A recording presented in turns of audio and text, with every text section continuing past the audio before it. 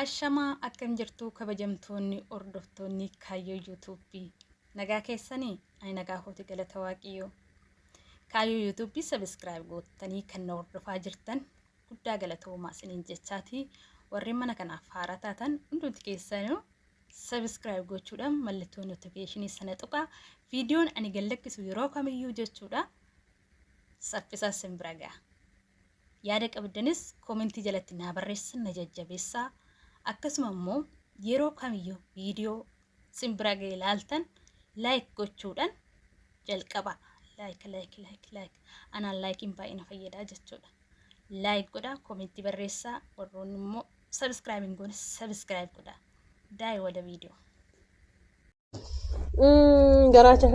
garaacha beek enu si full fire enu ana akkam jechuun akkam daa'ima kan kee garaa qaba siin jechuu jira akkamiin jechuun akkam kan keetii siin jechuu jira maaniin daa'imni ka garaa qabu no yoom jechuun akkam urga yoo miti ati nafaana deemu jirti si jaaladhee siif du'aa maal ta'a jettee guyyaa meeqana dhibu jirta kunoo siif garaacha'ee ammaan booda ati abbaa ilmaa ta'uu feetaa wanti ati wanna jettuuf hin jiru.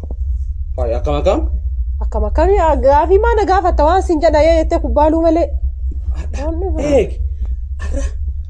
Anguyum tokko moo wiilaan ansi jaalattiin jedhe malee naasii eessa walagarree naa garaachuuf akkamii naa garaachuu dandeetti. Orra ana immoo balaa na barbaada isa rooroo na barbaada. Daa'ima qabaachuu rooroo. Galata waaqayyooti ka. Rifeensi tiyya walii qabamte ka. Wahii haadha koo. Maarame walii qabamte rifeensi tiyya. Dubartii fakkaanne kaajoo. Abeet. Tu ganniitoo dumbusheetoo. Ganniitoo. Simboo qabeetti too mala qabeetti too. Nasi tufaa. Qoyaani kanan jedhu warri TikTok ni kiyya gubatee sin gammachiise kuni isin isuma dhugaadhaa seexana malee nama miti isin. Maalan duuba silaahu Oromoo arrabseeti miti kan fooloo gurradhe ganda nama arrabseeti miti amantaa nama arrabseeti miti Oromoodha boo'eetan kan rakkate boo'eetiin sagalee ta'eetiin maaliif sin gammachiise qoya TikTok ni gubachuun billaahi aleeku haraam aleeku sin nama miti isuma dhugaa seexana isin an kan jedhu Oromoo ko ana si jammara mama araba malee Oromoo nuna lan jirtu ijoollee Oromootu barbaade dhabe fooloo naa godha Oromoo ko Esafine esikafa alaida ya motuma umane esafida umane esafida inkotida anunjeta alisina esafine ekafala anuida esafine ekafala anuida esafida umane esafida yo barbata ankotati inubita kawarama adami ingabani jole nala agazaba angabani yoga fake enyaba adartani lutin kamnu ujati yo ole nala kena dala anutunya atesila marakane ekafala anjetu gafala amalinu utibandu esafine ekafal yo jole ala anutike esanjiru Yole dala anutike esanjiru kasaudi isagale edabani Afrika tu alame ekadamne biri kana esasi ikafalle situ fite akago ote fiti ufuma akafali yoga falu ubate bi asangurguri agurguru utopia agurguri yosi gamte etopia agurguri Esafine ekafala anuida wananyanu wanenu utifida yamalasa akamadi inuhira Doktor ke enyanu goreida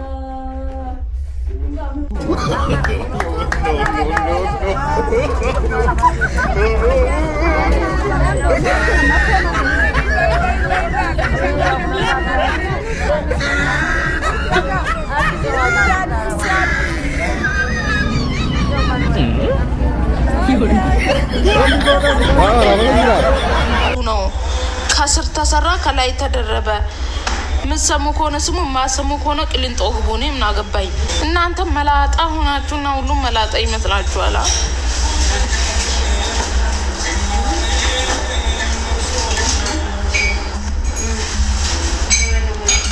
ጸጉር ይሆናል ግን ተመልሶ አምስት ቀን እነሱ በወለዱ ሁሉ 5 ቀን ሰው ስራ ይፈታል እንዴ?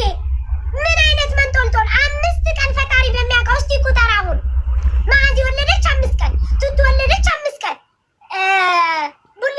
ቁልጮ ስትወለድ 5 ቀን፣ በለጠ ሲወለድ 5 ቀን፣ ፈጠኑ ስትወለድ 5 ቀን፣ ያቺ ቢራቢሮ ስትወለድ 5 ቀን፣ ገንቦ ሲወለድ 5 ቀን። እንዴት ዳኔ የገባ ነው ጋይስ? ከዛ በኋላ ከ5 ቀን በኋላ ደግሞ ላይሰንስ ሪኒው ይመጣል። እንዴት ዘሪስተኛ አሁን ሪኒው ማለት እንጀራው ደረቀ። ማታ መጥቼ እንጀራ አለ ወይ ባሌ ስል 15 እንጀራ አለ ሲል አለው ያዙ ይልቀቁኝ። ተው እንጂ ላ አናርስም። በቃ ካላስ በቃ ከዚህ በኋላ የኛ ግሩፖች አትወልዱም በቃ ተረኛ ነኝ አለቀ በቃ። የምን 5 ቀን ነው እንዴ? እዳ ገባ ነው የሚወልዱበት ሆስፒታል። አንተ የግል ነው ፈረስ ያስጋልባል። እዛ ገብቶ ጪ አይታል የቀረስኩትን ሳ አይ ተጎድተሻል። በጣም ነው የተጎዳሁት ወንድሜ፣ በጣም ነው የተጎዳሁት። እናንተ ክርስትና መውሰድ በጣም ከባድ ነው። እንዴት እንደሚምሉ እኔ ወስጄ አላቅም። ክርስትና ለምን ዋሻችኋለሁ? ግን ክርስትና ስትወስዱ እንዴት እንደምትምሉ እግዚኦ ማርነ ክርስቶስ። እመቤቴ በጣም ነው እንትን የምትሉት።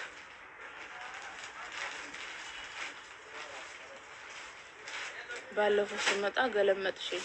አንቺን ከመሰለሽ እኔ ምን አገባኝ? አንዳንድ ሰዎች ራሳችሁን እንደዚህ አትካቡ እሺ። ራሳችሁን ሰማይ ላይ ስለምታደርጉ ሰው የሚያደርገው ሁሉ የክፋት ነው የሚመስላችሁ። ይቅርታ አድርጉልኝ።